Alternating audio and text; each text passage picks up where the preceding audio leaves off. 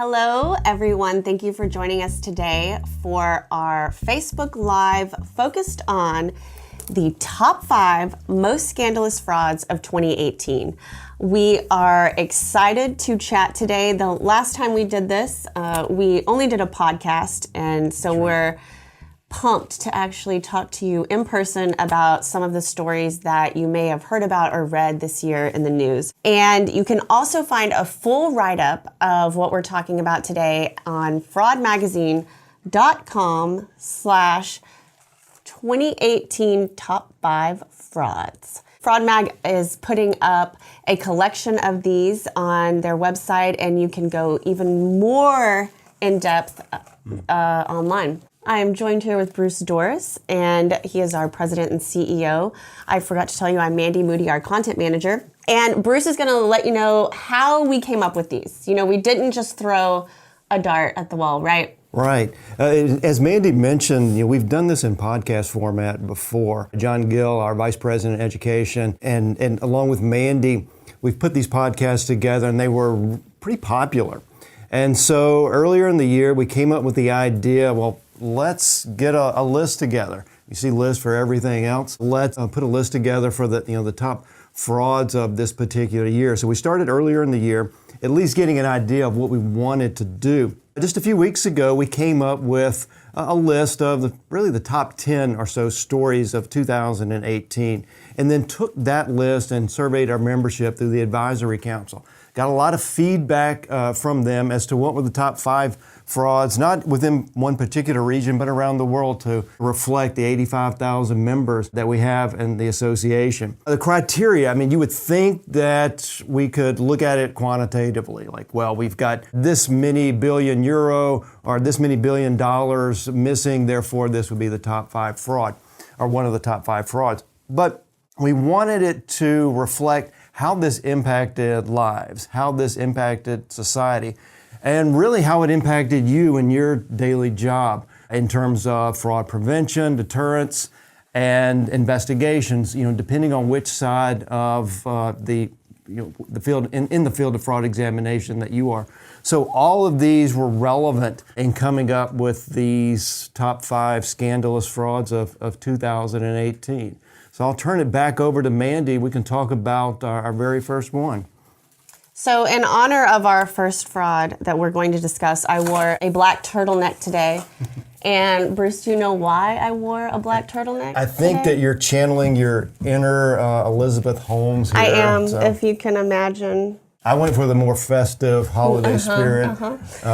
Mandy goes for the looking like the accused Holmes. fraudster. Yeah. The first fraud that we voted on was Theranos. Theranos had been in the news for a few years, but this year the SEC charged Theranos and its founder and CEO, Elizabeth Holmes, with fraud. Elizabeth Holmes started out as a darling of Silicon Valley. She was known for her black turtlenecks, channeling her own Steve Jobs, and she was known as an innovator, as someone who came up with this new blood testing technology. You could test a tiny amount of blood with no needles, which I know sounds pretty good to a lot of people, no needles. As with a lot of things, as we know, that sound too good to be true, it actually was too good to be true. The technology was faulty, it wasn't passing quality control tests, and thanks to a whistleblower, along with a few other whistleblowers who came forward after, this was reported to regulators. There was a news article, and there's a book now by John Carreyrou called Bad Blood. But what is important about this is the whistleblower. And the whistleblower in this case is so unique. His name is Tyler Schultz. I think he was 25 years old when he came forward. He worked at Theranos. His grandfather, so we're going to get into some fun facts, is George Schultz. And he was on the board of Theranos. He's also the former Secretary of State under Reagan. You're going way back now. Going way back. Before I was born. You were probably 30 at Sadly, that time. I do remember.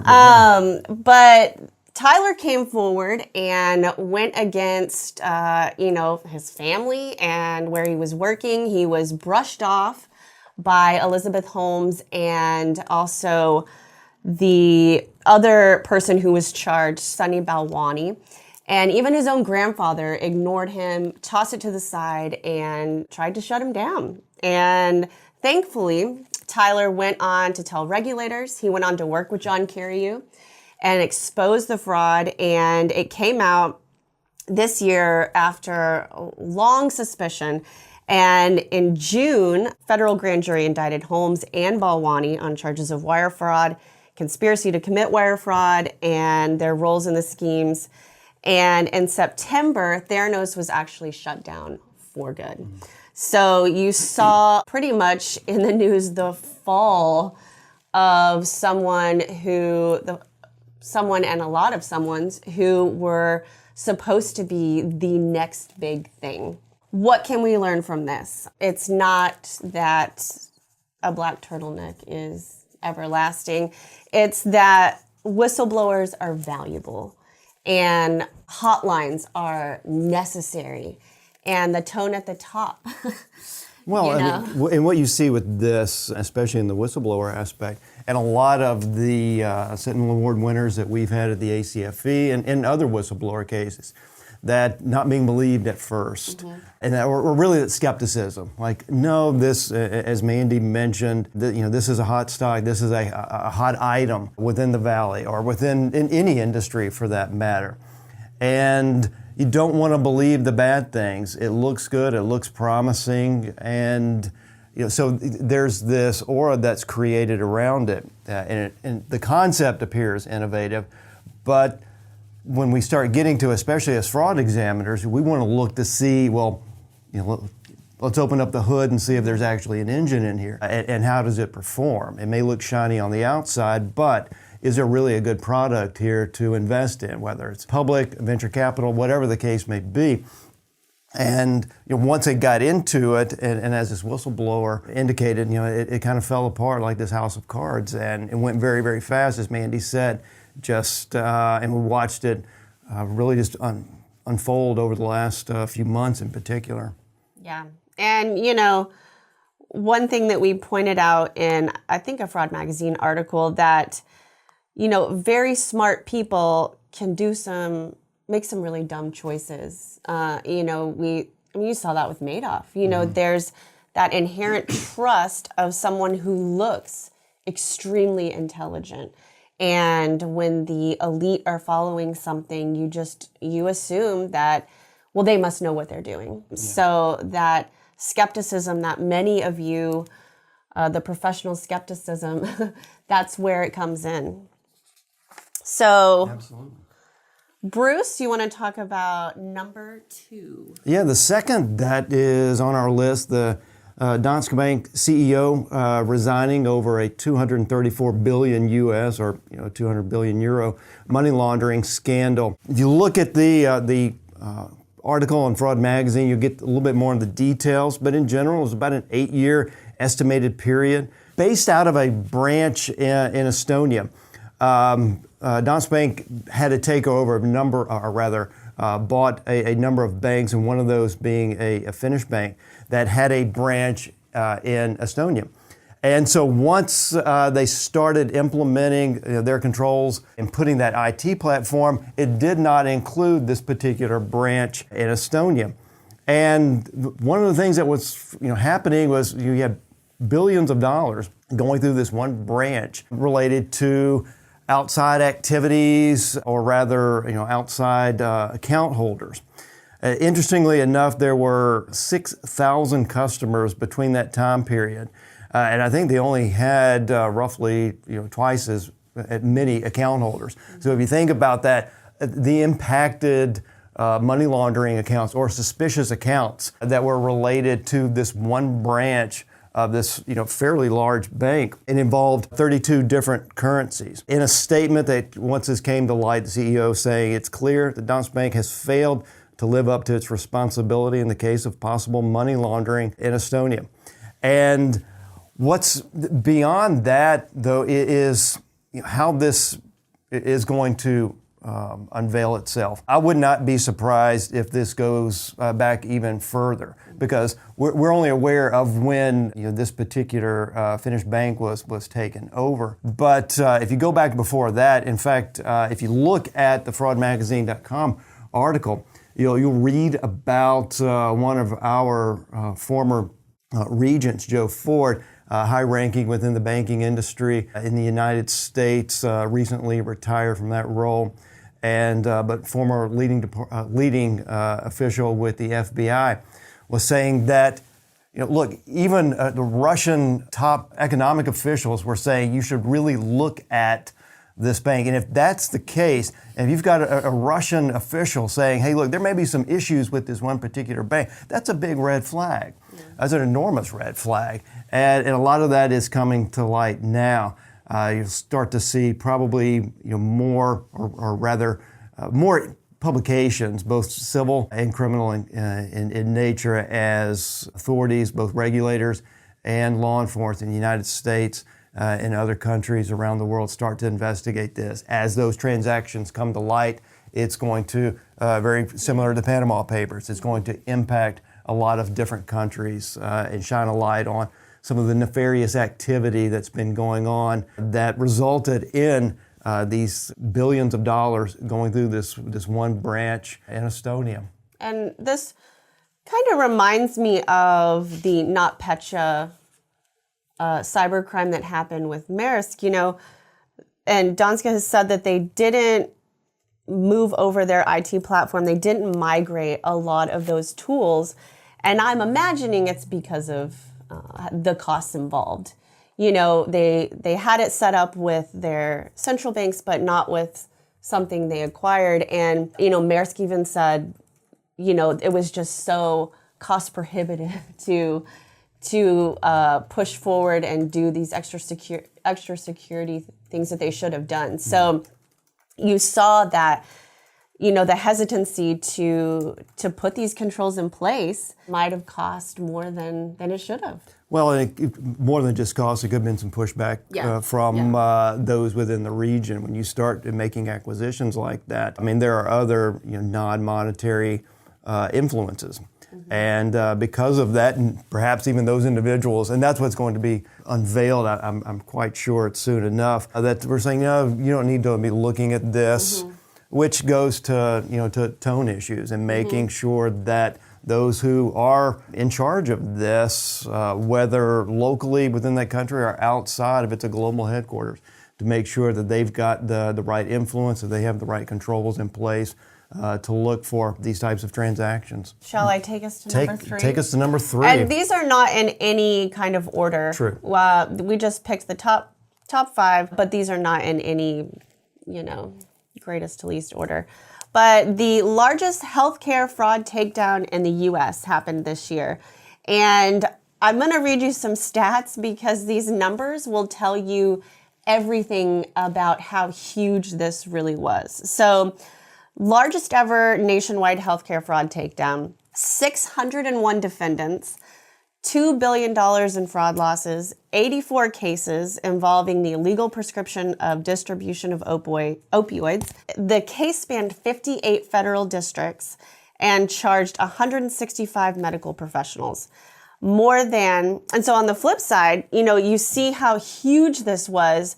So you can only assume that the people working to take it down, that was a huge number as well. So 1,000 law enforcement personnel took part in the operation. Yeah, this will be state, federal, local. Yeah, more than 350 Office of Inspector Generals, which is huge. And a lot of the things that were taken down or prosecuted against were kickback schemes, medical billing, Medicare, Medicaid, TRICARE fraud, co-conspirators for providing beneficiary information to providers and false billing. So this really did run the gamut of a lot of what you as anti-fraud professionals work on every single day. In fact, we just had someone in our community let us know that she was a part of this.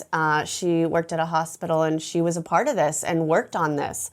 And what we can take from this, and this is something that you mentioned in your address at our last ACFE Global Fraud Conference, is the value and importance of collaboration and working across borders, across agencies, and coming together to bring something to light where working alone could never have happened.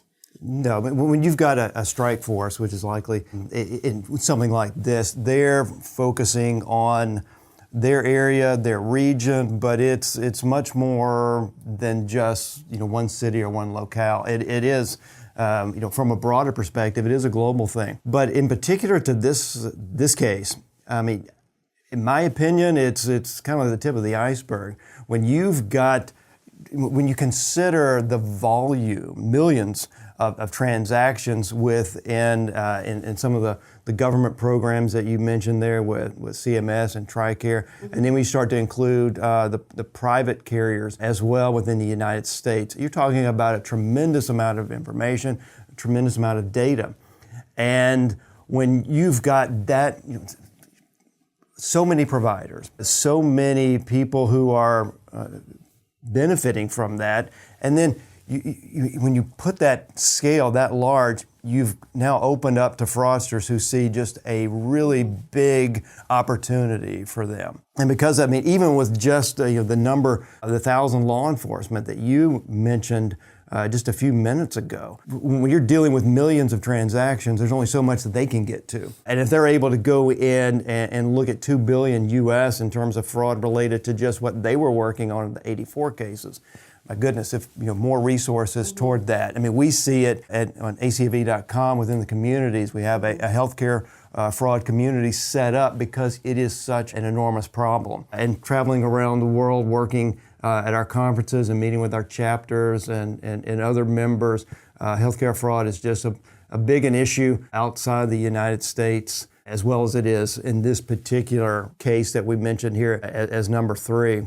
Thank you to anyone listening who may have worked on this. I imagine we have members who helped work on this case. We may not know who you are, but thank you for your work this year. Absolutely, yeah. And quite a few, I'm sure, that law enforcement relied on within those systems that were fraud examiners helping from an IT perspective or from an accounting perspective. So, I mean, we only have the numbers from the Justice Department related to what their particular efforts were. It doesn't include all the those in the fraud examination field that helped out with that. All right, well, let's look at our number 4 fraud on the list. We have another huge loss. This one in India at the Punjab National Bank was a $2 billion U.S. loss. Estimated time period over about 7 years. And of course, when we're starting to look at the how big a fraud is in terms of that pecuniary loss, as you look at the report to the nations, the longer it goes, typically that just starts to grow, and sometimes, and in these cases, exponentially. But this one involved, again, at the Punjab National Bank in India, Najib Moody, sometimes referred to as the jeweler to the stars. A number of actors, actresses in Hollywood and Bollywood as well. Priyanka Chopra, Naomi Watts, Kate Winslet, some of the people that Modi had worked with, came to a halt earlier this year when the Punjab National Bank, which is the second largest state-run bank in India, filed a police complaint against him and another jeweler, as well as other people, alleging that they had conspired with staff inside the bank to defraud it of, at least at that time, the initial results were at 43 million US. After further investigation, they found that the fraud was a little bit closer to 2 billion US. That's a huge leap. Yeah. Again, once they start going in and start digging into it, and you get back years and years and years with the relationships that Modi had established within the bank, it just kept growing. Regulators discovered that he conspired with those within the bank, obtaining, or at least fraudulently obtaining, letters of undertaking or LOUs within the bank. Those then get out into the SWIFT network and affecting other countries and other banks and things that would have been purchased with those transactions as it goes out into the world. Modi fled India shortly after the scandal broke and is still considered a fugitive at this Facebook Live. So if you think about what can we learn from this, I mean, the first thing that jumped out to me when I read this is something that we have talked about for many, many years here at the ACFE, and not to just to focus on the external frauds, but which are very, very important, obviously, and especially in the financial services industry with cyber crime-related issue and money laundering in the case, but also the internal aspect, which affects not just financial services, but so many different businesses around the world. I mean, effectively, controls would have been in place, but are they being followed? And in this case, you have bank employees that are allowing this fraudulent lines of credit to take place, which exacerbated the fraud to where it grew to nearly $2 billion US over that time period. It also is right in line with keeping the technology that you do have up to date in every aspect and training employees. And something, I know this was in a Fraud Magazine article or interview, I think it was a recent one, but somebody always knows. Somebody within this organization knew the employees he was working with, and that's when you know that maybe you need to look at your hotline and your open door policies to come forward with things. But people clearly knew this was going on. I would even guess to say more than 3 or 4 people knew what was going on. So it just reiterates that culture of reporting fraud and fostering that you can come forward. And that's like Fraud Awareness Week just a few weeks ago is having that initiative and adopting that culture, as you just said, Mandy, internally, where people, they're more likely to use those hotlines, they're more likely to use the controls and the processes that you have in place. And this is a prime example of that. And what's our last one, Mandy, for so the our list? Last, but certainly not least. It's still ongoing. It is still ongoing. The 1MDB scandal, the former Malaysian Prime Minister was arrested, and this was, from our perspective, a long time coming. We have worked with Claire Rucastle Brown, who, with the Serac report, exposed this fraud years ago. We've had her speak at our events. She most recently spoke this year. I keep thinking we're already in 2019, but we are still in 2018. So we've known about this, and Najib Razak was ousted in a May election. It was the first time the Punjab National Party was ousted after they won their independence from Britain in 1957. So this was a huge deal. And this actually broke right before our conference, because I remember speaking with Claire, and she went back to Malaysia right after this happened, and a new prime minister was elected and welcomed her back. She hadn't been back to Malaysia since she started reporting on all of this. There was also a whistleblower involved in this as well, Xavier Justo. And so we've been following this for a while. And there's a Hollywood connection, which makes for any juicy story. Joe Low, who was an associate of the prime minister, the former prime minister, used a lot of this money funneled through 1MDB to really hang out with movie stars, live the good life. The Wolf of Wall Street, Red Granite Pictures was a company that funded the Wolf of Wall Street. That is allegedly this money came from there. Right. Jewelry to the stars. So this had every element of a motion picture, and I imagine it will be a motion picture very soon. Hopefully not starring anyone that was involved. But there's been books. There's a new book, $1 Billion Whale, who Tom Wright chronicles Joe Low. And actually, just yesterday, Joe Low was charged in absentia. Yeah. He is on the run, much like Modi is, but this was a huge case that finally saw, I don't want to say a happy ending, but a very positive outcome as far as someone being arrested and a new party coming into play, a new prime minister, and Claire was kind of vindicated. Everything she had reported on. And what we can take away from this, again, I feel like this is the whistleblower hour, but the value of coming forward and not giving up. And many of you, I know we have a lot of people in our membership who are former whistleblowers. Those red flags were there. Claire worked with Xavier Justo to expose those red flags and really bring them to light and really shine a light on what happens when you just keep going to do the right thing. Yeah, I mean, this one went on has been going on for years, if not a decade. When we started looking back at Najib's rule, I remember when Claire in 2016, she was going to speak at our Asia Pacific conference in Singapore. Oh, yeah. And she could get into Singapore, but was afraid because of the proximity and the location to Kuala Lumpur and to Malaysia. And so we had to Skype her in, essentially, and getting that feed in there because of the fear that she had. So this has been going on for a very long time.